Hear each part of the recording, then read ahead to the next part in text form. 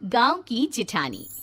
शांति अपने दो बेटों अर्नव और आरुष के साथ शांति से जीवन बिता रही थी, लेकिन शांति के पति सोहन से उसकी कभी कभार थोड़ी अनबन हो जाती थी।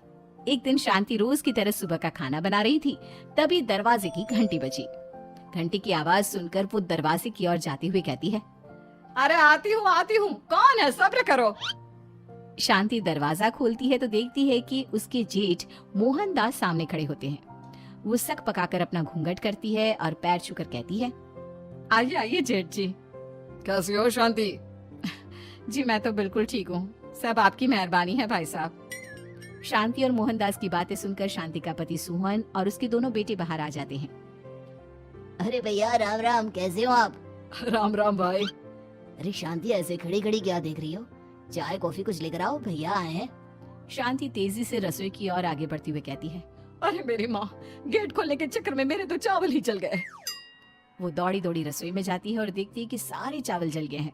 वो दोबारा चावल बनाने में लग जाती है। इतने में सोहन आवाज लगाता है, अरे शांति, तुम्हारे चावल का रोना खत्म हो गया हो तो चाय ले आओ। जी लाती हूँ अभी।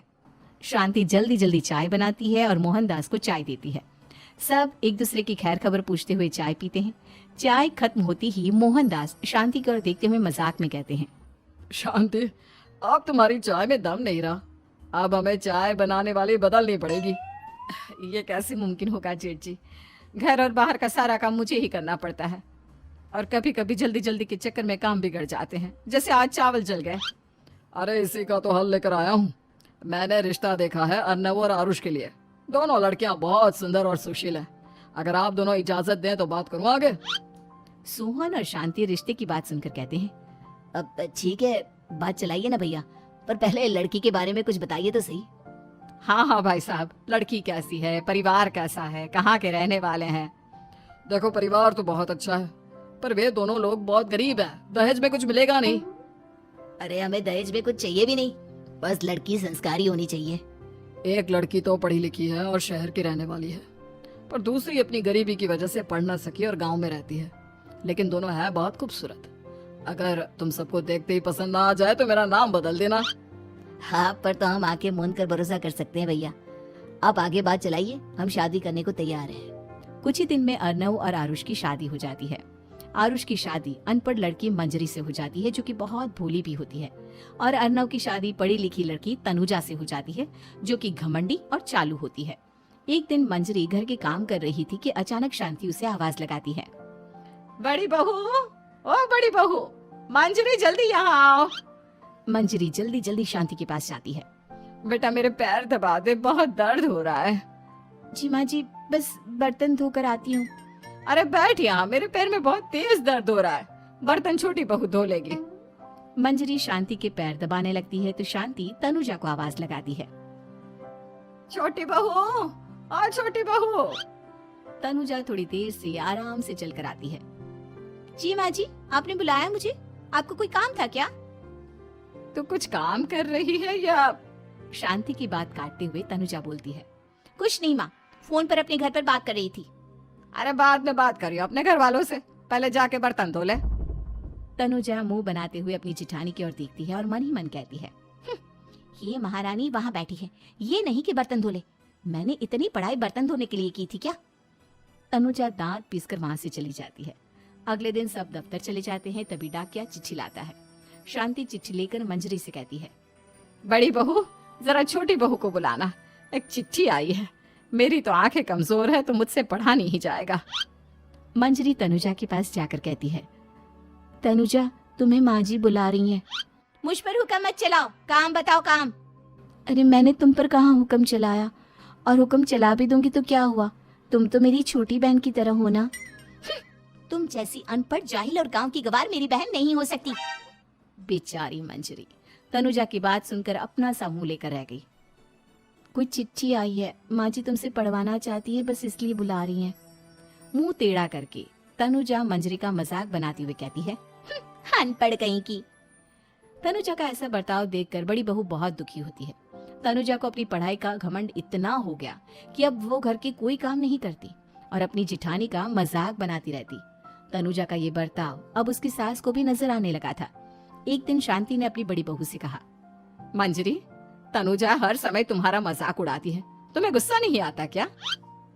आता तो है माँ जी, लेकिन मैं क्या करूं? जब भी उसे कुछ बोलती हूँ वो और भी जली कटी बातें मुझे सुनाकर चली जाती है।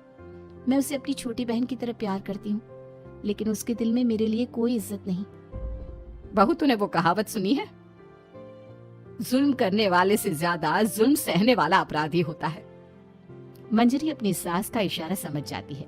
वो अपनी देवरानी को सबक सिखाने की ठान लेती है। और एक दिन शांति अपनी दोनों बहू के साथ बैठी थी तो शांति अपनी बड़ी बहू से पूछती है, अरे बहू, शाम होने को है, कुछ सोचा है क्या बनेगा खाने में? माँ जी, मेरे तो सर में बहुत दर्द है आज। मेरी प्यारी देवरानी ही कुछ अंग्रेजी खाना बना कर खिलाएगी। सुना है पढ़े लिखे लोग अंग्रेजी खाना बहुत अच्छा बनाते हैं, क्यों तनुजा? इतना कहकर मंजरी अपनी सास की ओर देखकर मुस्कुरा दी। तनुजा अपनी तारीफ सुनकर बहुत खुश हो गई। इतने में शांति कहती है, ये तो सच बात है छोटी बहू, ये तो मैंने भी सुना है। हम भी पक गए हैं बड़ी बहू के हाथ का खाना खा खा कर। तनुजा, तुम्हारी माँ भी तो तुम्हारे खाने की बहुत तारीफ करती है, आज हमें भी खिला दो कुछ अच्छा सा बनाकर। शांति की बात सुनकर छोटी बहू और आसमान पर चढ़ गई, पर उसे ये कहाँ पता था कि उसकी सास और जेठानी उसे सबक सिखाना चाहती है। तनुजा अपनी तारीफ सुनकर खुश तो बहुत होती है, पर सोचने लगती है, मुझे तो कैसा भी खाना बनाना नहीं आता, अब मैं क्या करूंगी? अगर मैंने इनको सच बता दिया तो मेरी सारी इज्जत मिट्टी में मिल जाएगी। अरे छोटी बहू, क्या सोच रही हो? खिलाओगी ना अपने हाथ का अंग्रेजी खाना? छोटी बहू हाँ में सर हिला देती है। अचानक से उसके दिमाग में एक आइडिया आता है। मैं इंटरनेट से देखकर कुछ बना लेती हूँ, मेरी वाहवाही पूरे घर में हो जाएगी। मुझे कौन सा रोज रोज बनाना है।